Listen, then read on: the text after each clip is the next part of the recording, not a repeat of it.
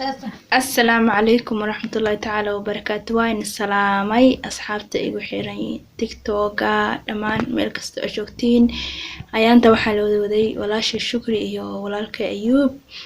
in badan komitiga lagu soo jafay oo maaragtay hadalla aad iyo qalbiga oo xanuunjeen la soo yiri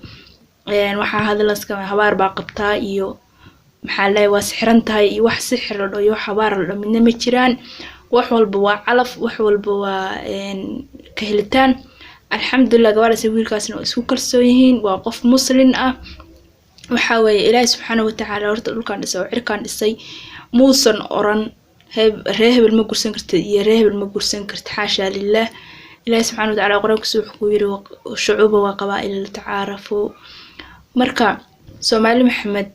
waxaan kulay joojin meesan commentiga reer commenti ya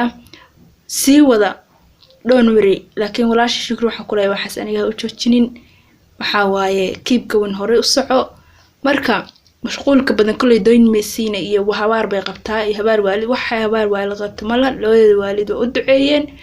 alxamdulillah ayadii ninkeeda barwaaqay bashwash ma sha Allah waa reer su kalsoon oo isjecel barakallah marka reer commenti cid la dhaho reer commenti cid la dhaho aakhire kuwaas meeshay aad doonaan iyaga og marka waxa waaye gabadhaas walaashay wiilkaas walaalkaya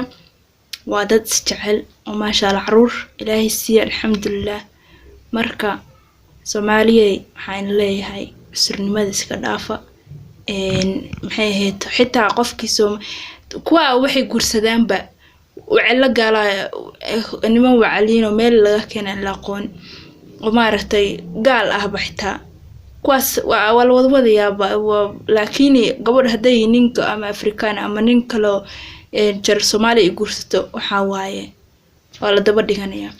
مركا المسلم أخو المسلم باليري قفك مسلم كوا ولالك دين ترين ما يسن شيء إلا سلوا قف يسن إسجيني مركا السلام عليكم وعليكم السلام يا